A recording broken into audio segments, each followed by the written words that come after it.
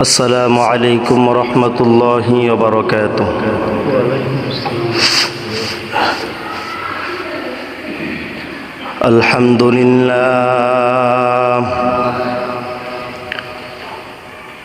الحمد لله نحمده ونستعينه ونستغفره ونعوذ بالله من شرور أنفسنا ومن سيئات أعمالنا من يهد الله فلا مضل له ومن يضلله فلا هادي له ونشهد أن لا إله إلا الله وحده لا شريك له ونشهد أن سيدنا وسندنا وحبيب ربنا وطبيبنا وطبيب قلوبنا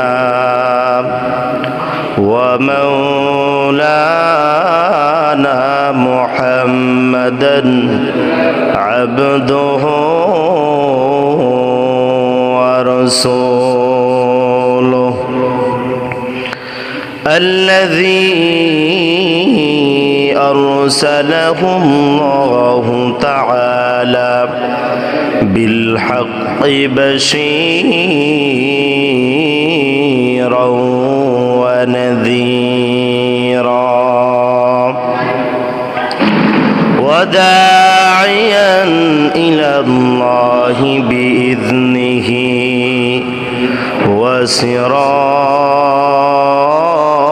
وسراجا وقمرا منيرا أما بعد فأعوذ بالله من الشيطان الرجيم بسم الله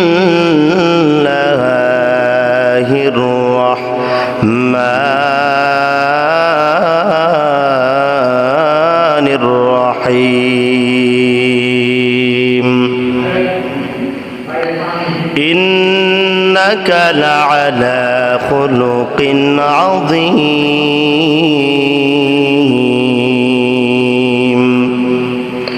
وقال الله تعالى لقد كان لكم في رسول الله أسوة حسنة وقال رسول الله صلى الله تعالى عليه الصلاة والسلام بعثت لأتم مكارم الأخلاق أو كما قال عليه الصلاة والسلام ربي زدني علما ربي زدني علما رب اشرح لي صدري ويسر لي أمري واحلل عقدة من لساني يفقه قولي نقش قدم نبی کے ہے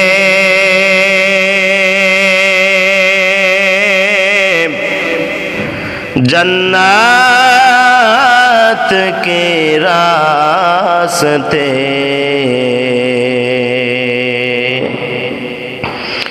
नक्श कदम नबी के हैं,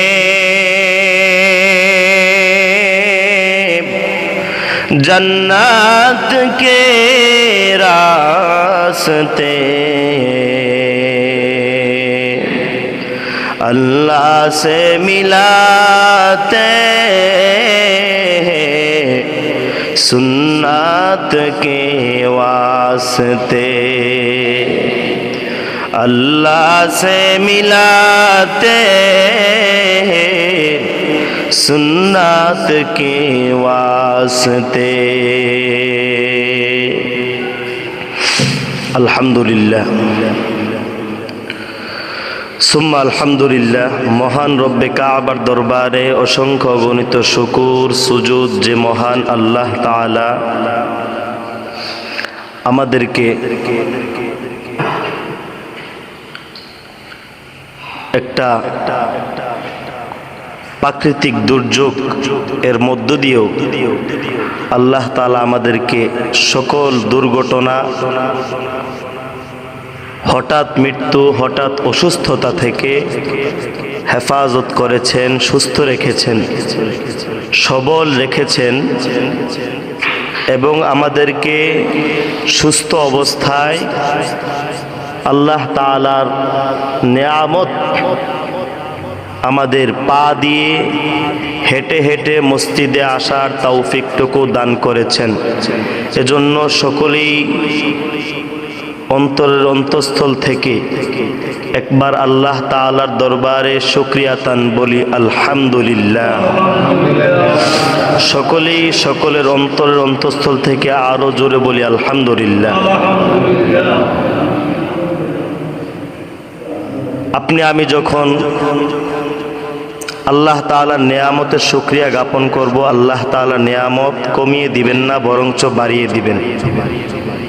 এটা আমার কথা নয়, আল্লাহ তাআলা স্পষ্ট কোরআন মাজিদে ইরশাদ করেছেন, যে ব্যক্তি আমি আল্লাহ তাআলার নেয়ামত পেয়ে নেয়ামতের শুকরিয়া আদায় করবে, আমি আল্লাহ তাআলা তার নেয়ামতকে আরো দ্বিগুণ করে দিব, বৃদ্ধি করে দিব।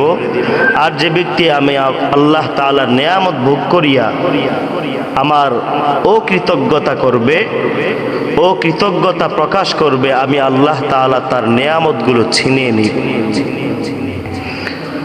আল্লাহ তাআলা যে আমাদেরকে সুস্থতা দান করেছেন, সুস্থ রেখেছেন, এটা আমি মনে করি দুনিয়ার সবচেয়ে বড় একটা নিয়ামত। যে ব্যক্তি অসুস্থ আছে সে বুঝে সুস্থতার কত মূল্য। ওই দিন আল্লাহর এক বান্দা স্ট্রোক করে এখন আগের থেকে অনেকটাই অসুস্থ অবস্থায় আছে, এক হাত এক পা অবশ।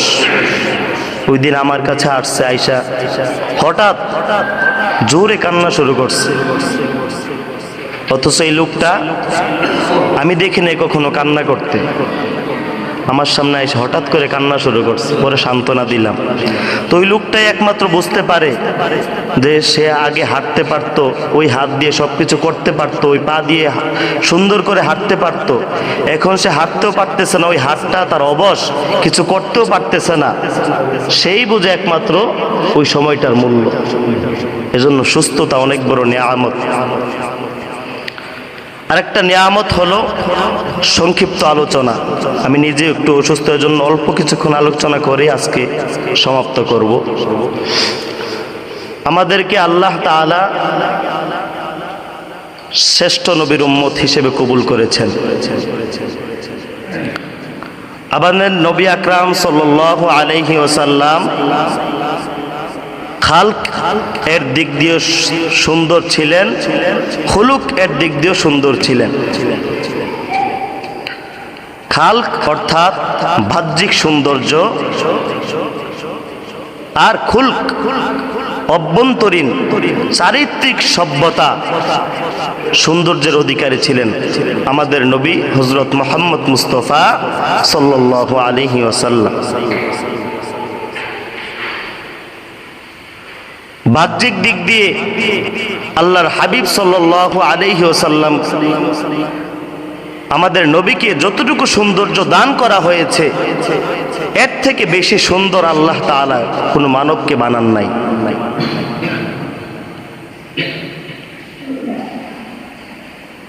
ইউসুফ নবীকে দেখে তো মহিলারা হাত কেটেছিল। আম্মা জান আয়েশা বলেন, আমাদের নবীকে যদি কোনো মহিলা ভালোভাবে নজর দিয়ে দেখতো তাইলে কখন সে তার কলিজাটা কেটে ফেলতো সে নিজেও বলতে পারতো না।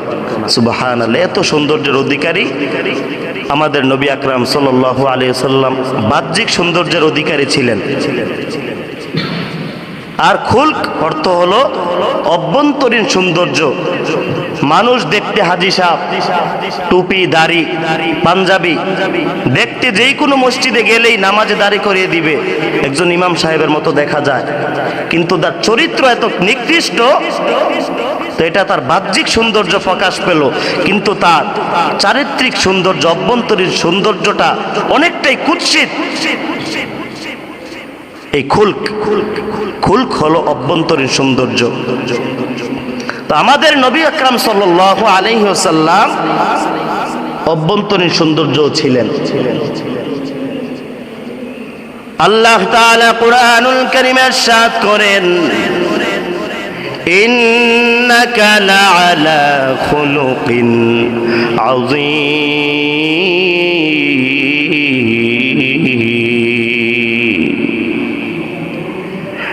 দুনিয়াবাসী শোনো, আল্লাহ তাআলা তার বন্ধু হযরত মুহাম্মদ মুস্তাফা সাল্লাল্লাহু আলাইহি ওয়াসাল্লামকে ডাক দিয়ে বলেন, হে নবী, আপনি হলো খুলুকে আযীমের অধিকারী, আপনি মহান চরিত্রের অধিকারী, আপনার চরিত্র হলো মহান, বড় সৌন্দর্যের চরিত্রের অধিকারী হলো আপনি। চরিত্র হলো, এই খুলুক হলো তিন প্রকার। কয় প্রকার? তিন প্রকার। একটা হলো খুলুকে হাসানা, এক নাম্বার। দুই নাম্বার হলো খুলুকে কারিমা, তিন নাম্বার হলো খুলুকে আযীমা।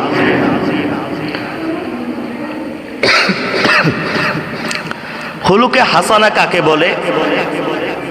কেউ যখন আপনার উপর অত্যাচার করলো, জুলুম করলো, যতটুকু জুলুম করলো আপনার উপর, যতটুকু জুলুম করছে আপনি সমপরিমাণ তার থেকে বদলা নিয়ে নিলেন। আপনাকে একটা আঘাত করলো, আপনি সমপরিমাণ, বেশিও না কমও না, সমপরিমাণ আপনি আঘাতটা পাল্টা আঘাত করলেন, এটা হলো খুলুকে হাসানা। অর্থাৎ আপনি তার প্রতিশোধ নিয়ে নিলেন, পরবর্তীতে এটার কোনো বিচার হবে না। আর খুলুকে কারিমা হলো, আপনাকে যখন কেউ আঘাত করলো আপনি তাকে পাল্টা আঘাত করলেন না, বরঞ্চ তাকে আপনি ক্ষমা করে দিলেন, এটা হলো খুলুকে কারিমা, দুই নাম্বার চরিত্র। তিন নাম্বার হলো খুলুকে আযীমা, যেই চরিত্রের অধিকারী ছিলেন আমাদের নবী আকরাম সাল্লাল্লাহু আলাইহি ওয়াসাল্লাম। এই খুলুকে আযীমা বলা হয়, আপনার উপর যখন কেউ জুলুম করবে, আপনাকে কেউ আঘাত করলো, আপনি তাকে তো ক্ষমা করেই দিলেন, বরং তাকে আপনি আবার জিজ্ঞাসা করলেন যে ভাই, আপনি যে আমাকে আঘাত করলেন, যে হাতটা দিয়ে আঘাত করলেন, সেই হাতে কি আপনি ব্যথা পেয়েছেন? চিন্তা করছেন? আপনাকে আঘাত করছে, আপনি পাল্টা তাকে ক্ষমা করে দিয়ে আবার জিজ্ঞাসা করতেছেন, আপনি যে আমাকে আঘাত করছেন, আপনি ব্যথা পেয়েছেন কিনা? এটাই হলো খুলুকে আযীমা। এর অধিকারী ছিলেন আমাদের হাবিব সাল্লাল্লাহু আলাইহি ওয়াসাল্লাম। তো আমাদের নবী আকরাম সাল্লাল্লাহু আলাইহি ওয়াসাল্লাম বাহ্যিক অভ্যন্তরীণ উভয় দিক দিয়ে সুন্দর ছিলেন। হাসান রাদিয়াল্লাহু তাআলা আনহু কবি, তিনি বলেন, ওয়া আহসানা মিনকা লাম তারাক্কাতু আইনি ওয়া আজমালা মিনকা লাম তানিদিন নিসা।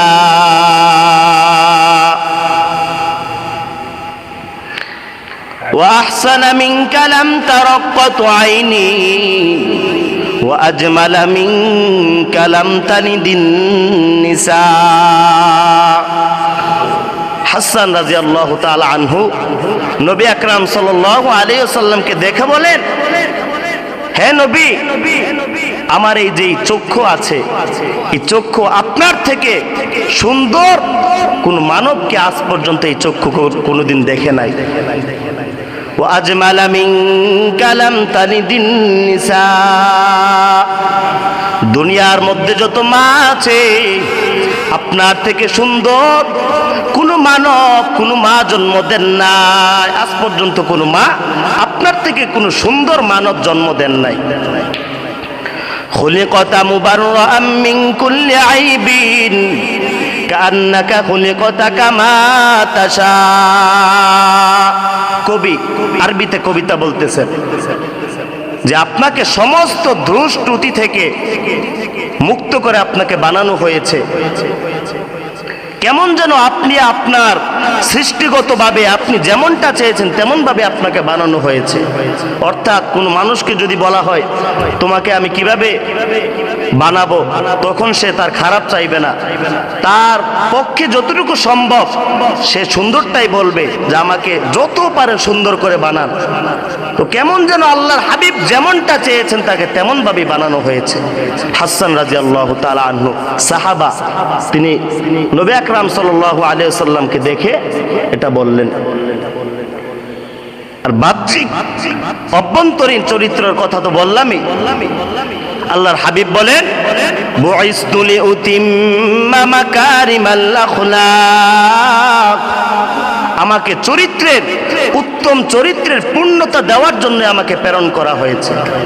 অর্থাৎ দুনিয়াতে উত্তম চরিত্রের যতটুকু অভাব ছিল আমি নবী এসে ওই চরিত্রের পূর্ণতা দিয়েছি। অর্থাৎ আমার থেকে উত্তম চরিত্রবান আর কেউ হতে পারে না। তো আমি আপনি আল্লাহর হাবিবের উম্মত হিসেবে নবীকে অনুসরণ করা, এটা আমাদের জন্য কর্তব্য, ফরজ, আবশ্যক। নবী সাহাবে কেরাম তার জীবনকে যেভাবে চালিয়েছেন ঠিক সেমনি ভাবে আমার জীবনকে চালাতে হবে।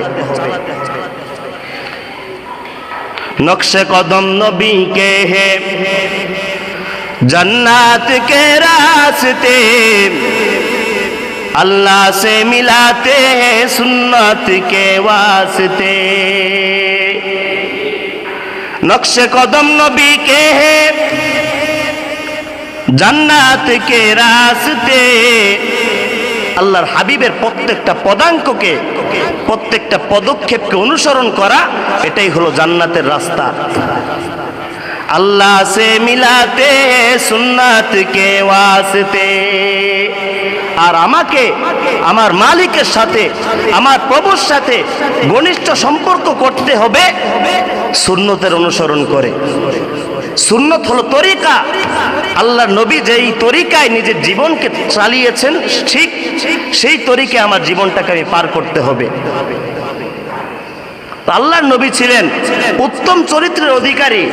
আমি আপনি যদি উত্তম চরিত্রের অধিকারী না হতে পারি, আমি কোন মুখে বলবো যে আমি শেষ নবীর উম্মত? সাধারণত হাতও তুলে নাই, শুধু একটা কথা বলার কারণে এর থেকে বিশাল আমরা ঝগড়া বেজে যায়।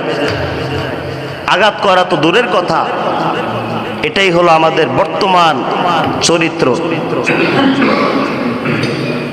মুসলমান মুসলমান তেমন হবে।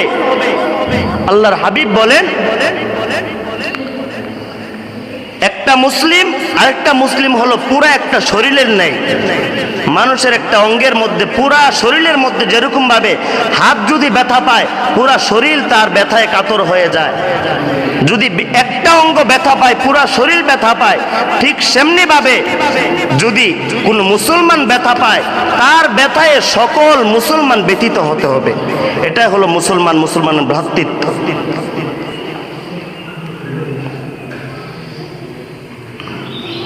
আল্লাহর হাবিব কত চরিত্রের অধিকারী ছিলেন। যদি আপনাদের সামনে এক দুইটা ঘটনা বলি, তার থেকে বুঝতে পারবেন। যখন মক্কা বিজয় হয়, বিজয়ের সময় মানুষ, আমাদের বাংলাদেশের যে কোনো একটা আপনি সর্দারি বা যে কোনো একটা ক্ষমতার দিক দিয়ে তাকালেই দেখতে পারবেন, এক দলের পর যখন আরেক দল ক্ষমতায় আসে তখন কিন্তু তাদের উপর অত্যাচার করে। কিন্তু আমাদের নবী যখন বিজয় লাভ করলেন, তখন তিনি মক্কা বিজয়ের পর মক্কার মানুষ কত অত্যাচার করছে আমাদের নবীর উপর, শেষ পর্যন্ত আমার নবী হিজরত করে মদিনায় যেতে হয়েছে। কতটুকু অত্যাচার করার কারণে মাতৃভূমি ছেড়ে আল্লাহর হাবিব মদিনায় গিয়েছেন। এত অত্যাচার করার পরেও যখন মক্কা বিজয় হলো, তখন আমার নবী উটের উপর, ঘোড়ার উপর আরোহণ করে মাথাটা নিচের দিকে দিয়ে বিনয়ীভাবে অন্তরে আল্লাহ তাআলার স্মরণ, মুখের মধ্যে সূরা ফাতিহা এর তেলাওয়াত, মাথার মধ্যে পাগড়ি পরে আল্লাহর হাবিব মক্কার মধ্যে প্রবেশ করলেন।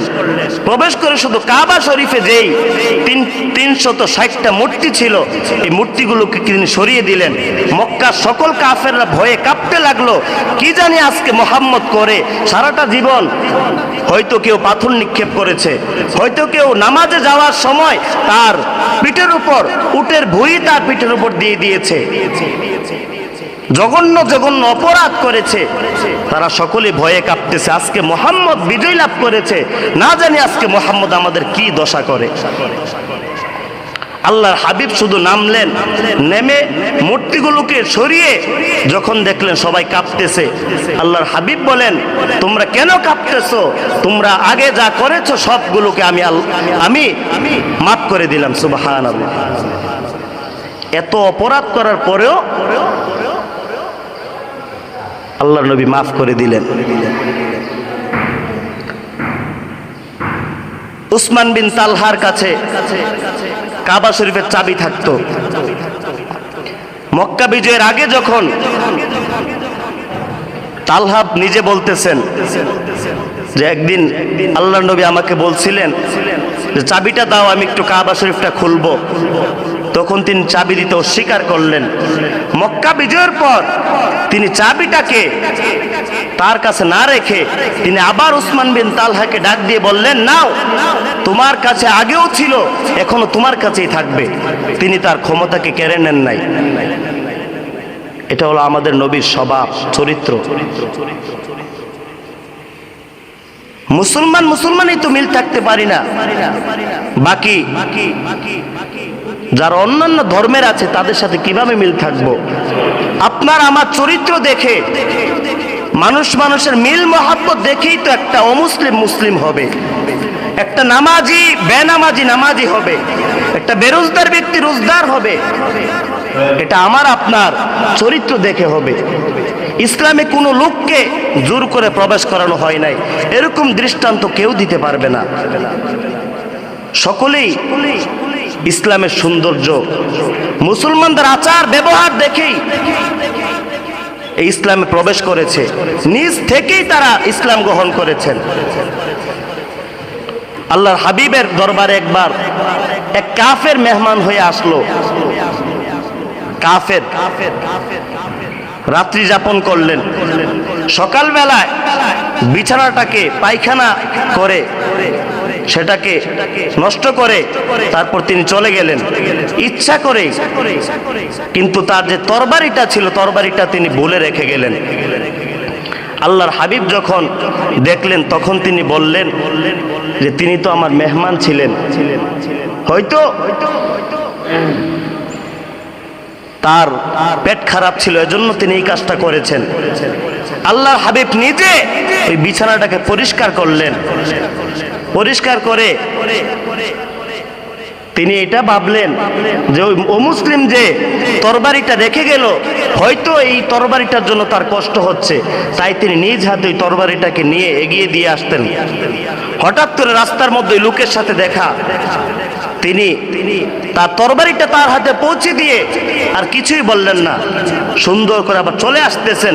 ওই লোকটা অবাক হয়ে গেল যে আমি যার বিছানা নষ্ট করে আসলাম সে আমাকে কিছু না বলে তার বাড়িতে আমি একটা তরবারি ফেলে আসলাম, ওই তরবারিটা আমাকে দিতে এসেছে, সে তো মহামানব। ইসলামের সৌন্দর্য এটাই। অতএব আমি আর অমুসলিম থাকবো না। নবীর কাছে গিয়ে বললেন, হে নবী, আপনি আমাকে কালিমা পড়ে দেন, লা ইলাহা ইল্লাল্লাহু মুহাম্মাদুর রাসূলুল্লাহ সাল্লাল্লাহু আলাইহি ওয়াসাল্লাম। এটাই হলো ইসলামের সৌন্দর্য। সম্মানিত উপস্থিতি, আমার আপনার চরিত্র হতে হবে এরকম। আমি উম্মত হিসেবে আমার চরিত্র হতে হবে এরকম যে আমার চরিত্র দেখেই আমি আরেকজনকে বলা লাগবে না যে তুমি ভাই ইসলাম ধর্মে অংশগ্রহণ করো, তাকে বলা লাগবে না।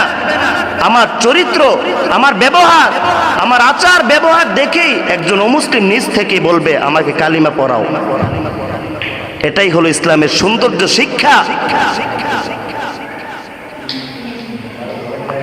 আল্লাহ রাব্বুল আলামিন সকলকে বাহ্যিক সৌন্দর্যের সাথে সাথে অভ্যন্তরীণ সৌন্দর্য, চারিত্রিক সভ্যতা অর্জন করার তৌফিক দান করুন। সকলে বলি আমিন। ওয়া আখিরু দাওয়ানা আলহামদুলিল্লাহি রাব্বিল আলামিন। ওয়াসসালামু আলাইকুম ওয়া রাহমাতুল্লাহি ওয়া বারাকাতুহু।